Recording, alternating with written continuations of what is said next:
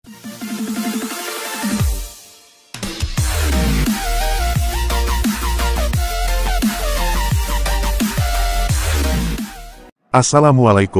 warahmatullahi wabarakatuh. Agar doa kita cepat diijabah Allah, begini caranya. Seumpama seseorang dalam kejadian di dunia, seperti orang mengajukan proposal, permintaan kepada pemerintah pusat, proposal dibuat sesuai maksud proposal, tak hanya dibuat saja, tapi juga harus dibawa, diantar kepada pemerintah. Siapa yang mengantar proposal kepada pemerintah itu, akan menjadi sebab ketentuan proposal itu diterima, cepat ditanggapi, atau ditolak. Juga pembuat proposal juga menjadi sebab diterima atau ditolaknya proposal.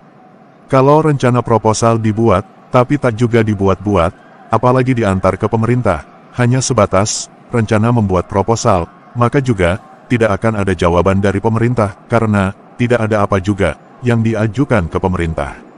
Ini perumpamaan, kita mengajukan doa, permintaan kepada Allah secara syariat. Artinya, harus ada syariatnya. Dalam syariatnya, jika doa kita ingin diijabah Allah, jika tidak melewati para orang yang menjadi kekasih Allah, maka harus suatu proposal doa kita buat, kita sendiri harus ada yang menyampaikan kepada Allah, yaitu malaikat yang keluar dari doa kita, malaikat itu yang akan terbang ke langit, menghadap Allah.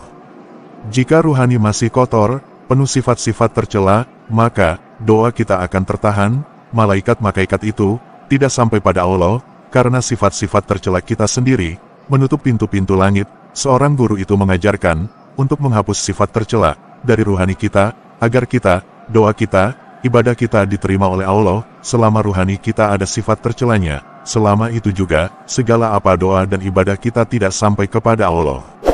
Jadi, belum dibilang ditolak, wong diterima saja belum, ditolak itu kan, kalau sudah sampai, lah, sampai saja belum. Saya mengajarkan zikir, dengan metode, dengan cara, itu bukan untuk gagah-gagahan, atau untuk mengagungkan Allah. Kita belum sampai pada derajat keagungan, masih derajat orang yang berusaha, membersihkan diri dari sifat tercela, masih memberi pengajaran ego, agar tidak merasa sebagai Tuhan, merasa selalu ingin dilayani, marah kalau tidak dituruti kehendaknya, merasa lebih mulia dari orang lain, ego itu kita datar, kita ajak mengakui, bahwa Allah lah yang agung, yang maha segala maha, bukan kita. Jadi kita bawa ego kita, untuk mengakui keagungan Allah, lewat mengulang-ulang zikir, agar tertanam, di dalam ruhani, rasa pengakuan bahwa, Allah lah yang maha segala-galanya, bukan kita yang maha segalanya. Pengakuan kepada Allah lah, tempat bersandar dan bertawakal, bisa ego mau bersandar, dan bertawakal itu, setelah ego mengakui bahwa, Allah maha segalanya. Ego tak akan bersandar pada Allah, kalau ego masih merasa punya daya dan upaya, bisa dan kuasa, melakukan sesuatu, ketika ego mau mengakui, hanya Allah lah yang maha segalanya, dan yang bisa punya daya dan upaya, ego mengakui keperkasaan Allah. Maka, ego baru akan timbul, rasa ingin bertawakal, kepada Allah. Setelah ego bertawakal kepada Allah, maka Allah akan mengurus, segala urusan hamba. Waman yatawakal ala Allah, fahuwa hasbuh. Siapa yang bertawakal pada Allah, maka Allah lah yang akan mengurusi segala permasalahannya, ketika permasalahan kita soal membersihkan ruhani dari sifat tercela. Maka Allah lantas membersihkan ruhani kita dari sifat tercela, dan ruhani kita itu yang bisa mupokoro, membersihkan dari sifat tercela, hanya Allah. Maka ketika ruhani kita bersih, dengan sendirinya, doa dan amalia kita akan sampai pada Allah, karena sudah tidak ada sifat tercela yang menutup pintu langit, doa pun akan sampai pada Allah. Apa lalu, doa akan diijabah, sementara Allah itu, Maha Rohman Rohim.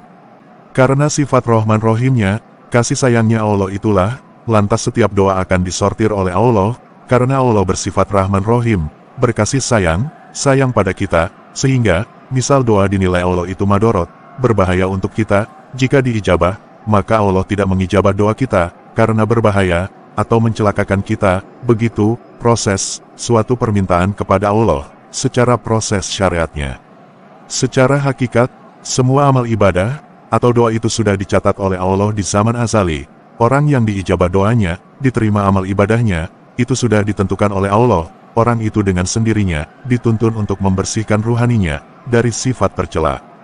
Dipertemukan dengan guru, yang mengajarkan, cara membersihkan ruhani, dari sifat tercela, bukan hanya dipertemukan, tapi juga menjalankan amaliyah, membersihkan ruhani dengan tekun, sampai bersih, dan melakukan laku perbuatan yang menjadikan doanya diijabah Allah, melakukan sifat perilaku terpuji. Makanya kenapa akhlakul karimah itu ditekankan oleh Rasulullah Shallallahu Alaihi Wasallam.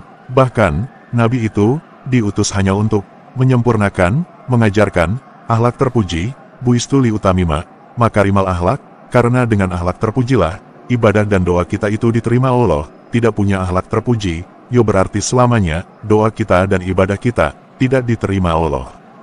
Begitulah proses, syariat dan hakikat, suatu amaliyah, atau doa sampai diterima, dan mendapat jawaban dari Allah. Kebanggaan, pada amal ibadah, atau nasab keturunan, atau kedudukan di mata manusia, itu menandakan kamu belum paham, kalau Allah itu tidak bisa disogok, dengan amal ibadah, dan kamu takut-takuti dengan bapakmu, rumangsamu, Allah jeri terhadap bapakmu, mbahmu wae, dimatikan oleh Allah, apalagi cuma bapakmu, apa saja itu, tidak bisa menakut-nakuti Allah, dan tidak bisa menyogok Allah, dan amal ibadahmu itu tidak bisa membuat Allah kaya dan miskin. Allah itu yang menciptakan semua makhluk, emas, perak, sapi, kerbau, bapak ibumu, nenekmu dan juga kamu, bahkan alam raya ini, Dia maha kaya raya, tidak bisa disogok, dan tidak bisa diiming-imingi. Hanya penghambaan yang sempurna, yang menjadikan seorang hamba itu diangkat derajatnya, punya kedudukan di sisi Allah. Jika kamu tidak melayani Allah, dengan melayani agama Allah, hanya melayani nafsumu sendiri, maka kamu punya derajat hanya sebatas di hayalanmu sendiri. Semoga paham.